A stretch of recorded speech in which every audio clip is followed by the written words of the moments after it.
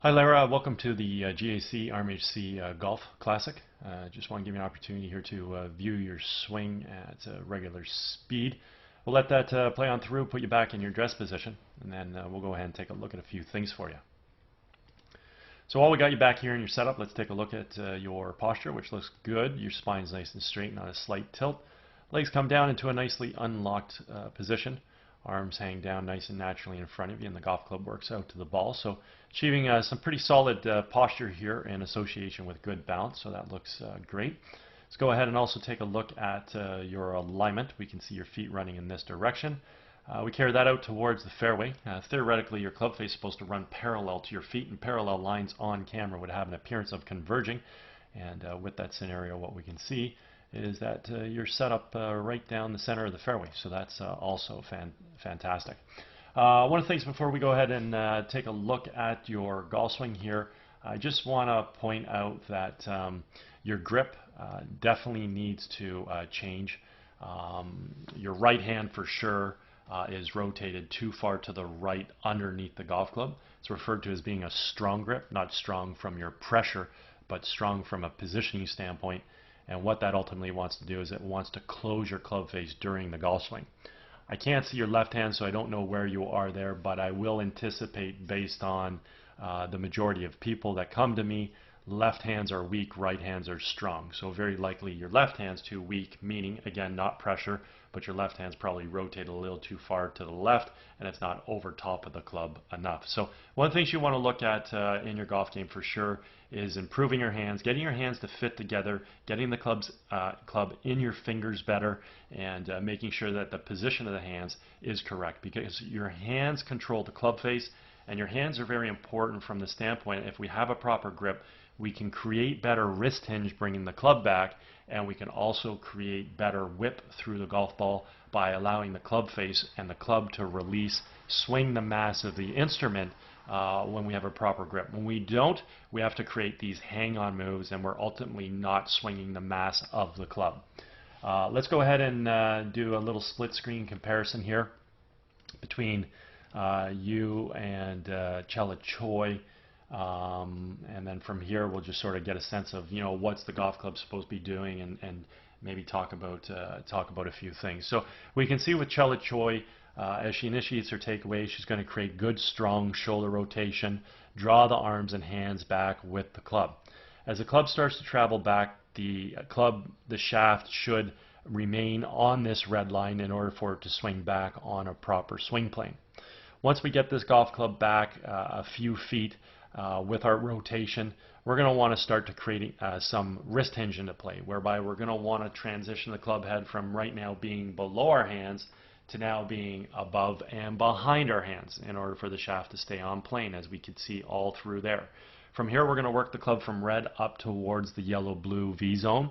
So the left arm of the club should situate itself either on the yellow line, anywhere within that blue-yellow V zone, and as high as the blue line. In her case, she sets her left arm pretty much on the yellow line. Club shaft is within the blue-yellow V zone, but closer to yellow. So we like this position. She's also created very strong shoulder rotation, and she's done all this about a very stable right leg. But one of the things I want you to look at is just, you know, look how close her hands are together. Okay, and that's what I was talking about, just getting a proper grip, and we can see her right hand is definitely not rotated underneath the golf club, and therefore when she brings the golf club back, she creates this nice efficient wrist hinge. See this wrist hinge here? That's going to allow us to create a lot of whip through the golf ball when we swing. Okay, so that's very important. When we go ahead and watch you initiate your takeaway here, you draw your hands back.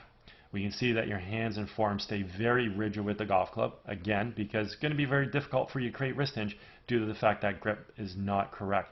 You're turning your shoulders, you're bringing the club back on a nice plane. We can see even here the club face is extremely closed. The club face is not opening at all. We can still see that we're not creating a wrist hinge through this vantage point of the golf swing.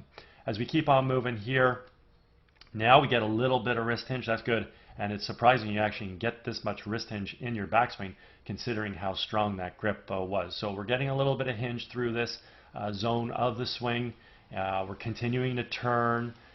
So you know we've got some pretty good things happening here. You end up working your arms back into maybe a little bit of a steep position, whereby I'd probably like to see your triangular position with your arms just be situated over here just a little bit more, just to get the arms in a slightly shallower position. But definitely one of the things you got to do is you got to learn how to create more wrist hinge bringing the club back. Golf swing's too abbreviated here because we didn't have a proper grip and we're unable to establish maximum wrist hinge. But your turn's good, stability on your right side's good, you're maintaining your posture, arm triangle is great relative to your core, just want to shallow it out a little and then create more club travel through creating more wrist hinge. From here, as we create our transition back in the ball, simply want to move our weight from our right foot to our left. We want to fire our knees and our hips laterally to the target, unwind our core, and fire our hands.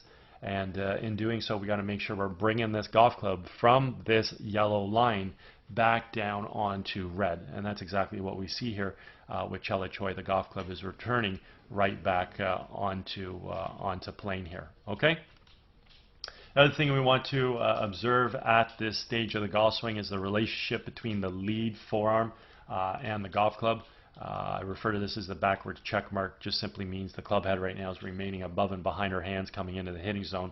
This is going to allow her to create a lot of power in her golf swing, let alone the ability to hit the ball straight due to the fact that the club, as already mentioned, has returned back to plane, which is a main criteria that needs to happen in order to produce straight shots and to be consistent.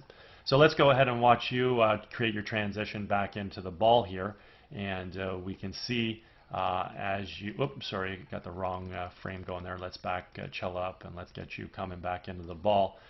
We can see here that you drop your hands and arms really, really nicely. The club's moving from yellow back down onto red almost a little bit there. Now the shaft starts to steepen out and the club head stops working its way back to red. So at this point in time, I mean, we can take a look at the lead forearm and the golf club. You know, we've got our backwards check mark, but again, you know, club head isn't fully returning back to being on plane. As we continue to come in, we just simply want to continue to track that club head and see where it goes. So let's go to the next frame. Very nice here. So you're really hanging on to keep that club head above and behind your hands. This is superb. Again, hasn't fully returned back to plane, but at least it's not out in front of your hands. So this is awesome. Let's go to the next frame. So right there, now it does fall out in front. It doesn't hit the red line, and then we get back to the ball. So unfortunately, that club is attacking a little bit from the outside. We can see here if we connect the dots that the golf club did stay on top of the red line a little bit, and therefore it's coming to the ball a little steep, and therefore it's going to attack the ball a little bit from out to in, whereas we can see with Chela, the club returned back to plane and then continues to attack the ball from this red line, or actually in her case, just even slightly underneath the red line. And this is what has to happen in order to produce straight shots in accordance to our alignment. Lastly, assuming that the club face squares up via having a good grip. So at this point in time, we can take a look at the pass of the club. We can see with Chela, her club's inside the ball. It expands out to make contact. Club moves through on a nice, natural, subtle arc. Your club is outside the ball, dropping down and across, and it's moving on that path. So if the club face happens to square up to that path, obviously, well, we have to hit the ball in that direction a little bit too far to the left.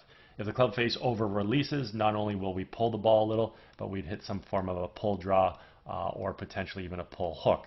If we leave the club face just a little bit open to that path, we can block the ball a little right of that. The ball will have a little bit of left to right spin, and the shot will turn out and it will find the intended target. There'll be no issues there. If we leave the club face too open relative to this path, we'll start the ball even further right, incredibly, considering we're swinging left. That just shows you how open the club face was, and we'll end up hitting a bit of a block slice. So the end result of the golf shot is dictated based on the timing of the club face. When the golf club attacks the ball from the outside, strikes the ball, moves to the inside. If we square the face too much, it follows red. Under release the club, follows blue. Leave it open just a hair, it follows yellow, and everything turns out okay.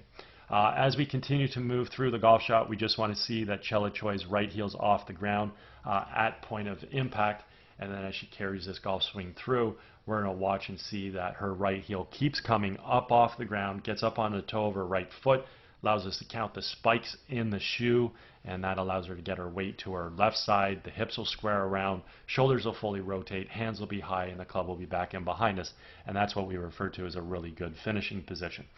With you, let's see what you do with your footwork through. So you get your heel off the ground, you spin a little bit and keep the weight back on the soles of the toe. So just learn how to get up onto the toe of your right foot to complete that footwork, to carry yourself through to your finish. But you're doing a pretty good job and getting yourself through to a pretty decent finishing position there.